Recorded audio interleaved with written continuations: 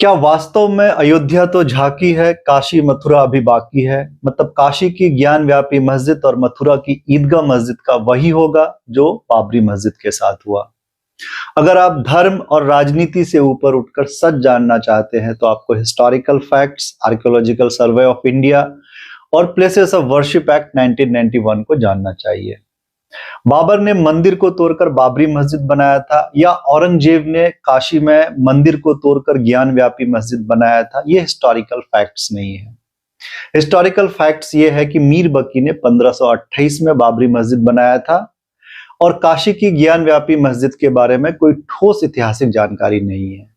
जब कोई ठोस ऐतिहासिक जानकारी नहीं है तो मंदिर तोड़ने के सबूत इकट्ठा करने के लिए एएसआई का सहारा लिया गया और कोर्ट ने भी ज्ञान व्यापी मस्जिद के साइंटिफिक सर्वे का आदेश दिया था और इस साइंटिफिक सर्वे या फाइंडिंग्स के आधार पर कोर्ट का निर्णय होगा। जब कोर्ट का निर्णय एएसआई के सर्वे के आधार पर होगा तो एएसआई के बारे में जानना अत्यंत महत्वपूर्ण है। एएसआई भारत सरकार की मंत्रालय मिनिस्ट्री ऑफ कल्चर की एक संस्था है जिसका काम राष्ट्र की सांस्कृतिक विरासत की सुरक्षा करना है, जिसके लिए एएसआई देश भर के स्मारकों की सुरक्षा करता है। इसके अलावा उत्खनन के साथ साथ पुरातत्व विभाग से जुड़े हुए कई कार्य को अंजाम देता है। जब बाबरी मस्जिद का सर्वे चल रहा था तब एएसआई मानव संसाधन विकास मंत्रालय के अधीन था और उस वक्त मानव संसाधन विकास मंत्री मुरली मनोहर जोशी थे, जो बाबरी मस्जिद विध्वंस का एक आरोपी भी था।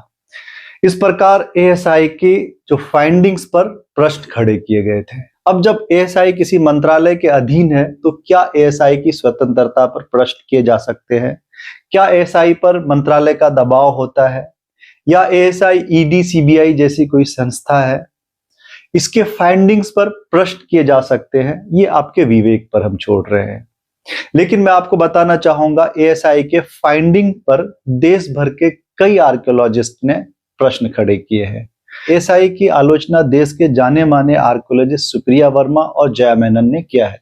जैसा कि उन्होंने बाबरी मस्जिद सर्वे पर कहा था, एएसआई ध्वस्त मस्जिद के नीचे मंदिर के अवशेष खोजने के पूर्व कल्पित धारणाओं के साथ काम कर रहा था, यहां तक कि अपनी परिकल्पनाओं के अनुरूप साक्ष्यों को चुनिंदा रूप से बदल रहा था। उनके एग्जैक्ट वर्ड है, the ASI was operating with preconceived notions of finding remains of temple beneath demolished mosque, even selectively altering the evidence to suit its hypothesis। ASI के कार्य की आलोचना भारत की सर्वोच्च संस्था कैग और सुप्रीम कोर्ट ऑफ इंडिया ने भी किया है। अब बात करते हैं प्लेसेस ऑफ वर्शिप एक्ट 1991 की। प्लेसेस ऑफ वर्शिप एक्ट 1991 के अनुसार अयोध्या विवाद को छोड़कर देश के सभी पूजा स्थल या इबादत गाहों के धार्मिक चरित्र को बदला नहीं जाएगा। इसका मतलब ये हुआ कि देश में जितने भी मंदिर हैं, मस्जिद हैं, गुरुद्वारे हैं, चर्च हैं, वैसा ही रहेगा जैसा 15 अगस्त 1947 को था। लेकिन फिर ऐसा क्यों?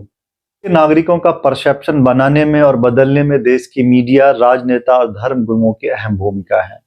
ज्यादातर लोग किसी का समर्थन या विरोध इसलिए करते हैं क्योंकि उसे या तो नेताओं ने कहा होता है या धर्म गुरुओं ने ऐसा करने को कहा होता है। कि किसी भी धर्म स्थल को गिराना गलत है, तो क्या आप वो भूल गए कि जब बाबर ने भी उस समय जब इसी मंदिर को तोड़कर यहाँ पे मस्जिद बनाई थी और उसके बाद आप कह रहे हैं कि बीजेपी इसको एजेंडा बना रही है 2024 का, उसे बनाने की कोशिश कर रही है। आप मुझे बताइए, आपको कैसे पता बाबर ने इस मस्जिद को मंदिर को तोड़कर मस्जिद बनाई?